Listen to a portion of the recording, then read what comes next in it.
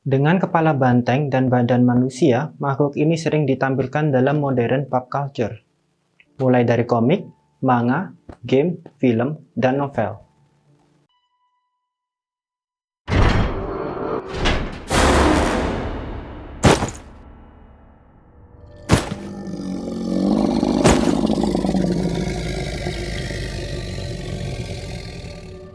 Makhluk yang bernama Minotaur ini berasal dari mitologi Yunani dan sering dikaitkan dengan tokoh protagonis lainnya, yaitu Theseus.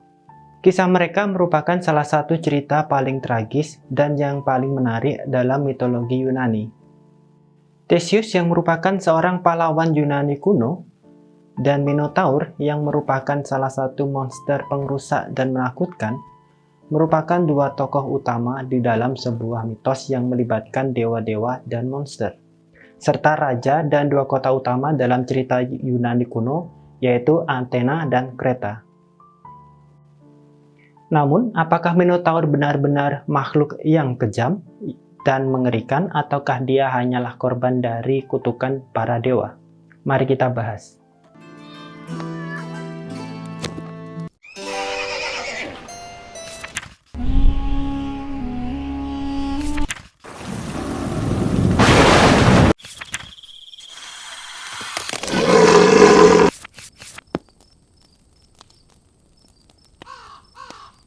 Kota Kreta dipimpin oleh seorang raja yang bernama Minos. Dikisahkan bahwa Raja Minos merupakan keturunan dari dewa Zeus dan Europa. Minotaur merupakan anak dari istri Raja Minos yang bernama Pasiphae.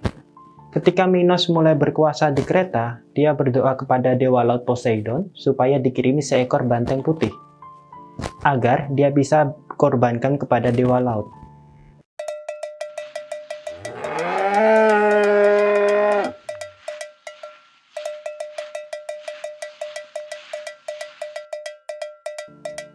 Namun, setelah banteng itu muncul, Minos tidak mengorbankan banteng itu sesuai janjinya.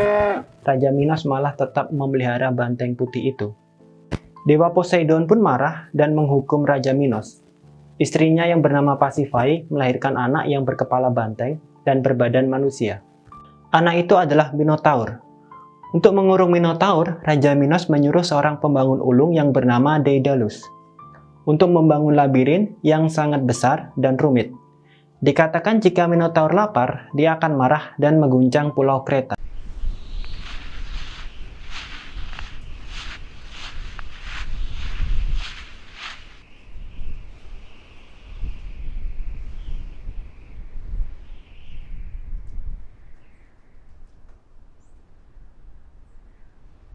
Dikisahkan bahwa Raja Athena yang bernama Aegeus dan Raja Kreta sudah lama terlibat persaingan. Kreta menguasai daerah yang lebih luas di Yunani kuno dibandingkan Athena. Pada suatu hari, anak dari Raja Minos yang bernama Androgeus pergi ke kota Athena untuk mengikuti sebuah perlombaan maraton. Raja Athena menghasut dan mengirim pemuda itu untuk membunuh seekor banteng putih yang merupakan kiriman dari Poseidon.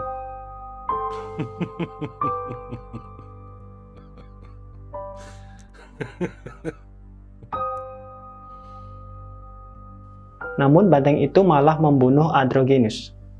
Raja Minos sangat marah ketika mengetahui hal ini dan menghukum Raja Aegeus dari Athena. Raja Minos meminta upeti setiap tahun. Ada beberapa sumber yang mengatakan setiap 9 tahun. Athena diharuskan mengirim 7 pemuda dan 7 gadis ke istana Minos di Knossos. Kemudian mereka dimasukkan ke dalam labirin untuk dijadikan makanan bagi Minotaur.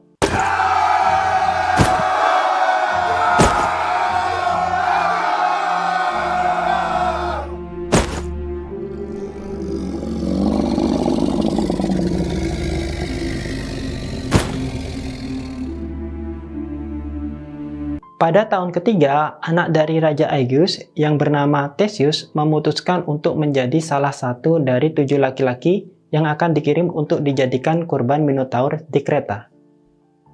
Raja Aegeus berusaha membujuk Theseus untuk berubah pikiran, namun Theseus sudah membulatkan tekad untuk menusukkan pedangnya ke Minotaur. Dia ingin mengakhiri pengorbanan manusia kepada Minotaur. Theseus berjanji kepada ayahnya jika dia masih hidup dan mengalahkan Minotaur, dia akan memasang layar putih di kapalnya ketika kembali dari Kreta. Namun, jika dia kalah, maka layar hitam akan dipasang di kapalnya. Theseus kemudian menuju ke Kreta. Dia bertemu dengan Raja Minos dan mengumumkan jika dia ingin mengalahkan Minotaur. Namun Raja Minos tidak terlalu memperdulikan hal ini karena dia tahu bahwa meskipun Theseus berhasil mengalahkan Minotaur, dia tidak akan bisa keluar dari labirin super rumitnya. Ketika Theseus pergi menuju labirin, dia bertemu dengan Putri Ariadna yang merupakan putri dari Raja Minos.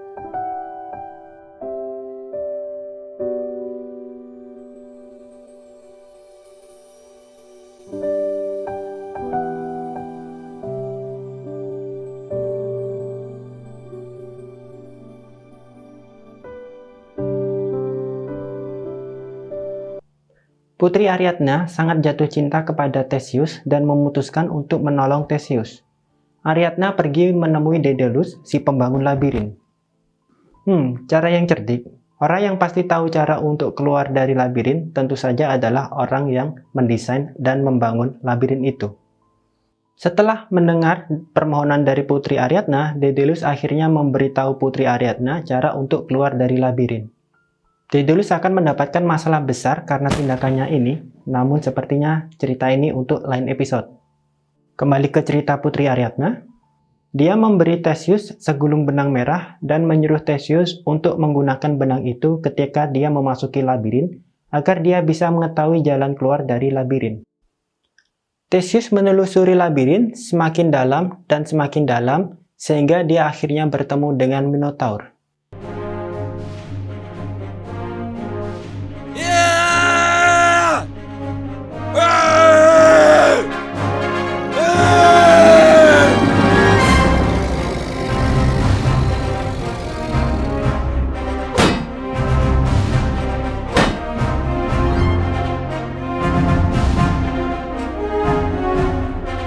Mereka bertempur dengan sangat sengit. Theseus akhirnya berhasil mengalahkan Minotaur. Kemudian dengan mengikuti benang pemberian Ariadna, dia akhirnya berhasil keluar dari labirin. Theseus membawa Putri Ariadna meninggalkan Kreta dan berlayar pulang ke Athena. Kapal Theseus mampir di kota Naxos dan warga Naxos yang mendengar kabar jika Theseus berhasil mengalahkan Minotaur melakukan perayaan panjang untuk mereka.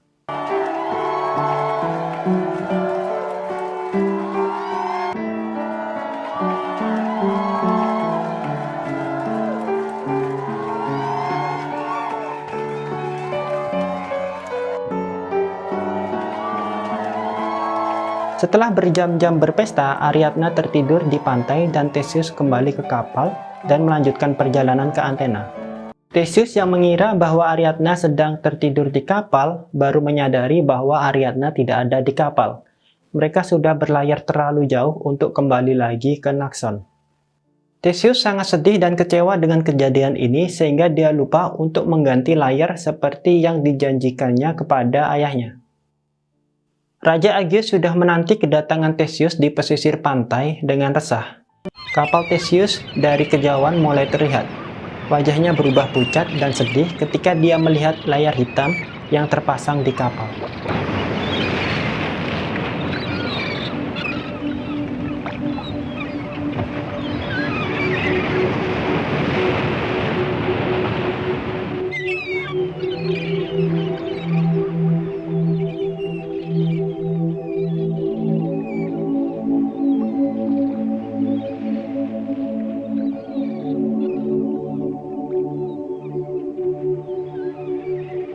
Raja Aegeus sangat sedih dan menganggap Theseus telah tiada.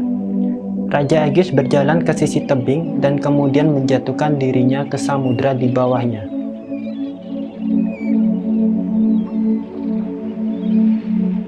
Sejak saat itu, lautan itu disebut Lautan Aegean untuk menghormati Raja Aegeus. Theseus kemudian menggantikan ayahnya sebagai raja. Mitos mengenai Theseus dan Minotaur telah menginspirasi banyak seniman selama berabad-abad.